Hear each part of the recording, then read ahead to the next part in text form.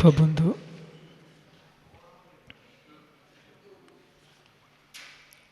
यह श्रवण संगोष्ठी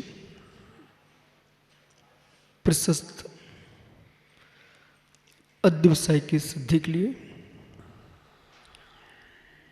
प्रज्ञा की प्रांजलता के लिए, तत्व निर्णय के लिए, जिन शासन के उद्योतन के लिए, आत्म प्रकाश के लिए संपूर्ण श्रमण श्रमणियों ने जो तत्व की गवेषणा की है वो श्लाघनीय है। हर एक ज्ञानी के अंदर प्रज्ञा है और प्रतिभा है। इस गोष्ठी से आपकी प्रतिभाओं का बोध हुआ है, निर्भीकता आई है तत्व के प्रति, और जो ये मानसिकता थी कि विद्वानों के सादृश हम तत्व को नहीं निकाल सकते, ये भ्रम भी टूटा है। जो गोता लगाएगा वो मोती निकालेगा। सागर में गोता लगाना सीखना चाहिए, मोती निकाल लोगे। श्रुत महोदधि है, उस श्रुत महोदधि में जिन्होंने गोते लगाए हैं वे माणिक लेके आए हैं। आज प्रथम मंगलाचरण ब्रह्मचारी पवन भाई, संचालन विष्णु सागर महाराज का, और प्रथम आलेख निखिल भाई का शुद्ध उपयोग का स्वरूप, द्वितीय आलेख पवन ब्रह्मचारी जी का अनेकांत स्यादभात की मीमांसा, तृतीय आलेख आरका माता जी पुनीत चेतनमती का कारणकार समय सार मीमांसा, चतुर्थ आलेख मुनि श्री अनंग सागर जी महाराज जी का, जिसमें शुद्ध उपयोग में सर्वज्ञता, और पंचम आलेख मुनि श्री सारस्वत सागर जी का, जिसका विषय था जिनेश्वर में सर्वगतपना। सभी मनुष्यों ने अच्छी व्याख्या की। शुद्धोपयोग से युक्त आत्मा दो दृष्टि से है, भावनात्मक दृष्टि, दूसरी दृष्टि परिणति दृष्टि, तीसरी दृष्टि लक्षण दृष्टि। इसे समझना चाहिए। पंडित जगन्मोहन शास्त्री ने समय सार के ऊपर अध्यात्म कलश पर व्याख्यान लिखा।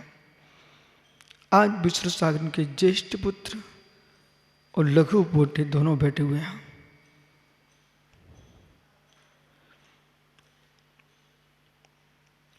शुद्धोपयोग पर जो विकल्प चल रहे लोगों को,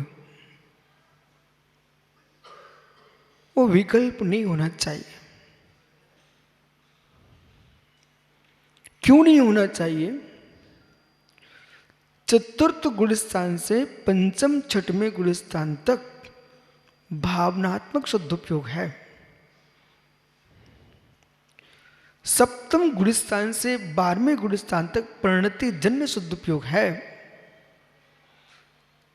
और जहां शुद्धोपयोग का फल कहते हम, ऐसा 14वां 13वां 14वां गुणस्थान लक्षणात्मक शुद्धोपयोग है। और जो असोपयोग है, सोपयोग है, शुद्धोपयोग है, प्रथम गुणस्थान से लेकर के 12वें गुणस्थान तक जो भी उपयोग है वो सभी अशुद्ध उपयोग है। इसको नोट कर लीजिए। प्रथम गुणस्थान से 12वें गुणस्थान तक जो उपयोग है वो अशुद्ध उपयोग है। इसके अंतर्गत अशुभ उपयोग भी है, शुभ उपयोग भी है और शुद्ध उपयोग भी है। बोले क्यों? क्योंकि अशुभ कुमति कुसृत के साथ रहेगा, शुभ श्रुत ज्ञान के साथ होगा, मति ज्ञान के साथ होगा, सम्यक के साथ होगा। शुद्ध रत्नात्रय से मंडित निर्विकल्प ध्यान से युक्त आत्मा के होगा। अंतरात्मा सप्तम अप्रमत गुणस्थान से लेकर के 12वें गुणस्थान तक, क्षीण कसाय तक केवल ज्ञान, केवल दर्शन, ये है ज्ञान गुण की शुद्ध प्रयाग, ये दर्शन गुण की शुद्ध प्रयाग। इसलिए शुद्ध उपयोग जो जीव का लक्षण है, ये 13वें गुणस्थान से प्रकट होता है। और ये कैसा है? उत्पत्ति युक्त है, विनाश रिक्त है। 19वीं गाथा का ध्यान दीजिए भैया। शुद्ध उपयोग लक्षणात्मक जीव का स्वभाव 13वें 14वें गुणस्थान में उत्पत्ति भूत है, विनाश शून्य है, इसका विनाश नहीं होगा। लेकिन नीचे के जो उपयोग है ये उत्पत्ति विनाश युक्त है। बराबर अनेकांत स्याबाद की पूर्व दूसरे वक्ता ने की, ये बहुत विशाल विषय है, शात निपात है। उस शात निपात अनेकांत भू जो द्रव्य है, कथंचते वेष्टम कथंचते तद वाच्यम से नयुगान न सर्वथा। बीच में एक प्रश्न भी आया था कि एक विद्वान ने स्यादवाद को संशयवाद कहा। आपको बोध होना चाहिए था, विश्वम अपने दर्शन में एक चित्त नहीं है, उनके ऊपर लांछन है, बौद्ध दर्शन से प्रभावित है। छद्म बुद्ध कहलाते हैं, जिन्होंने स्यादवाद को संशयवाद कहा है, वे छद्म बुद्ध हैं, जो कि उपनिषदों पर टीका लिखने वाले हैं, भाष्य लिखने वाले हैं, ब्रह्म सूत्र पर भाष्य लिखने वाले हैं। उनका नाम है शंकराचार्य जी।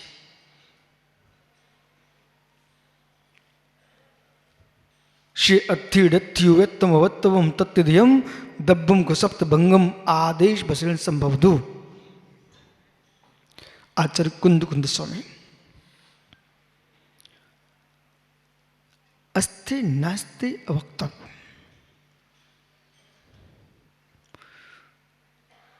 अब 4 भंग जो है, स्याद अस्ति, स्याद नास्ति, स्याद अस्ति नास्ति, स्याद अवक्तव्य, ये 4 भंग मूल हैं।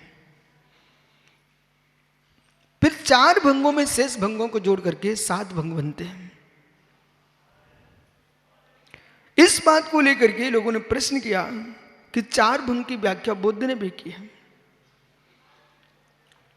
अन्य दर्शन ने सत असत के रूप में व्याख्या की, तो क्या जैनियों ने बौद्धों के भंगों की गिनती करना दी है?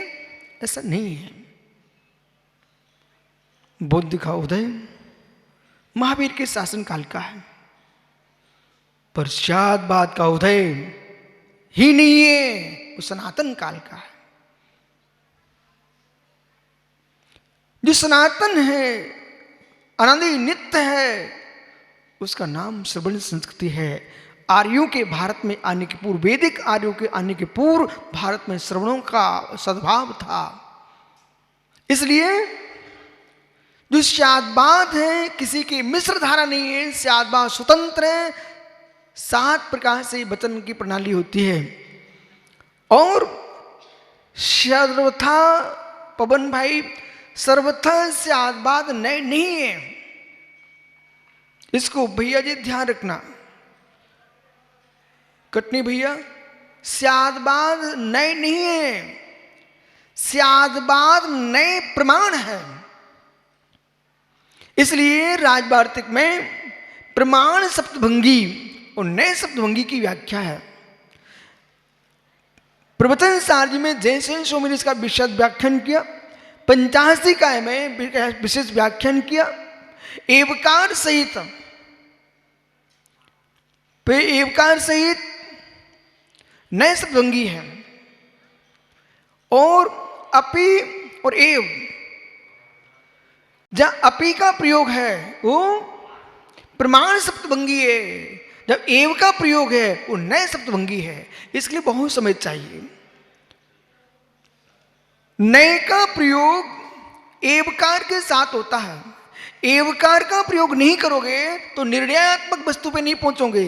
इसलिए श्री राम सीता की अपेक्षा से पति थे, ऐसा काम नहीं चलेगा। श्री राम सीता की अपेक्षा से पति एवं पति ही थे, अब कोई दूसरा संबंध सीता के साथ नहीं है। पर राम पति थे, राम पति भी थे। राम के साथ भी लगेगा पर सीता के साथ एव लगेगा।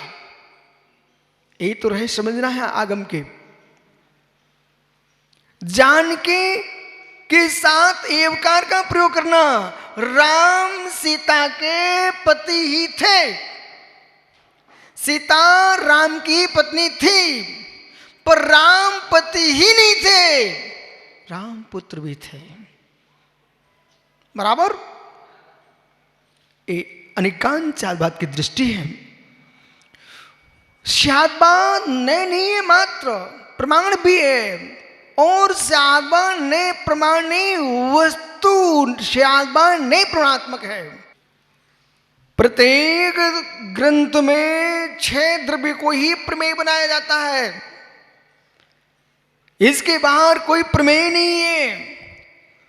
आटे की मित्र जलेबियां बन जाती, रसगुल्ले बन जाते हैं, इमरतियां बन जाती हैं, मित्र विश्वास रखिए बालूशाही बन जाता है, लेकिन रोटी पोड़ी रोटी पापड़े सब बन जाते हैं, फिर भी स्वाद में भिन्नत्व है। ऐसे कुंद कुंद के समय सार के प्रमेय में और प्रवचन सार के प्रमेय में अत्यंत भिन्नत्व, एकत्व बिल्कुल भी नहीं है। एक में ज्ञेय ज्ञान की मीमांसा 6 द्रव्यों को आश्रय लेकर के उस समय सारथी में 6 द्रव्यों को गुण करके ने भगवान आत्मा की एक की व्याख्या, उसका नाम समय सार है। हा, इसलिए भिन्नत्व भाव है।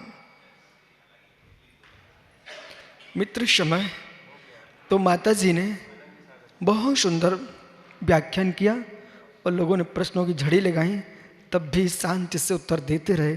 यही वक्ता की पहली पहचान है कि बाणों को झेल लेना सरल है, प्रश्नों को झेलना कठिन है। तो प्रश्नों को झेलना जानता है वही सच्चा वक्ता है। महात्मा वयोवृद्ध अनंग सागर जी महाराज जी ने शुद्धोपयोग से सर्वज्ञ बड़ी सरल शैली में अपनी सहजतम व्याख्यान कर दिया।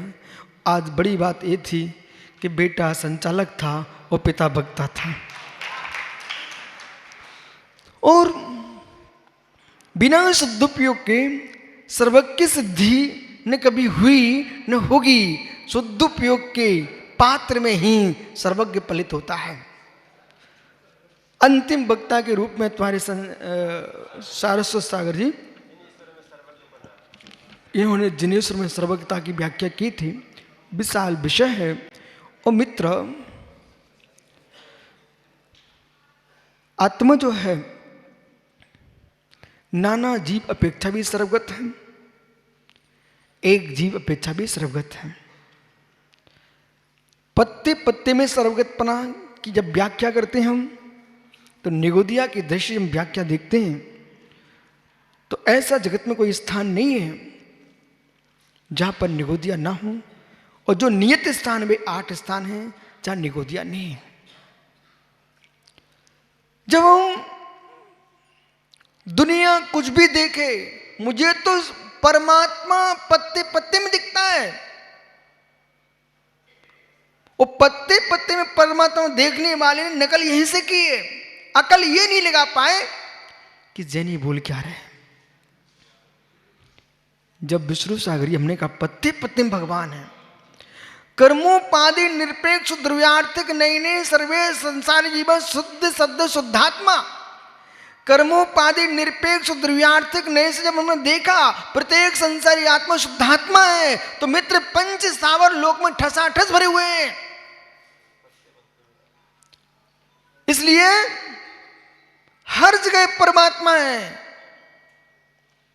एक नाना जीव अपेक्षा कथन, एक जीव की अपेक्षा कथन दो प्रकार से करने का। केवली समुद्घात की दृष्टि से जब लोकपूर्ण समुद्घात करते हैं तो उनके आद प्रदेश क्या लोकाकाश में ही रहते, क्या लोकाकाश में भी जाते हैं? मात्र लोकाकाश में रहते हैं, पर तृष्ण नाली के भी बाहर जाते हैं। समझ रहे ना? लोकाकाश में ही रहते हैं, परंतु केवल ज्ञान में लोकालोक झलकता है। नमः श्री वर्धमानाय निर्धूत कल्याणात्मने सालोकानाम त्रिलोकानाम यदि विद्यादर्पणायते। ये सूत्र को बोलना चाहिए था। त्रिलोकानाम शालोकानाम, लोकाकाश सहित अलोकाकाश भी जिनके ज्ञान में झलकता है, इसलिए केवल की दृष्टि से परमात्मा सर्वगत है, सर्वव्यापी है, विश्वव्यापी न सर्वथा। देह से व्याप्ति नहीं है, ज्ञेय की दृष्टि से ज्ञान में झलक रहे, इसलिए सर्वव्यापी है। बहुत अच्छा, क्योंकि आप सभी ने अन्वेषण किया है, श्रवण किया है, मनन किया है। इन सब के लिए मंगल आशीष। अगली गोष्ठी की तैयारी प्रारंभ करें। इसलिए ज्ञानियों, यदि तृतीय भाग आ गया तो इसके तृतीय भाग पर गोष्ठी कर लीजिए, और नहीं तो एक बार परिवर्तन करके देख लीजिए, वस्तुत्व पर कर लीजिए। इसलिए तृतीय भाग पर विचार करना। और ज्ञानियों, जिन जिन की केवल में झलक रहा होगा वे सभी वक्ता रहेंगे, सभी श्रोता रहेंगे। मित्र, उसे कोई टाल नहीं सकता है। और माँ आमंत्रण सभी को है, सभी माता जियों को, सभी महाराजियों को और सभी श्रोताओं को। मित्र, सुरतनमती माता जी, श्रुणमती माता जी, विशाखामती अम्मा, पुनीतमती, दो माता जी और विराजमान हैं। सबके लिए गोष्ठी में रहना ही रहना है, लेकिन कहाँ होगी? एक केवली के ज्ञान का विषय है। आत्मा स्वभावम परिभाव भिन्नम, आत्मा स्वभावम परिभाव भिन्नम। आत्मा का स्वभाव प्रभाव सत्य भिन्न महावीर स्वामी की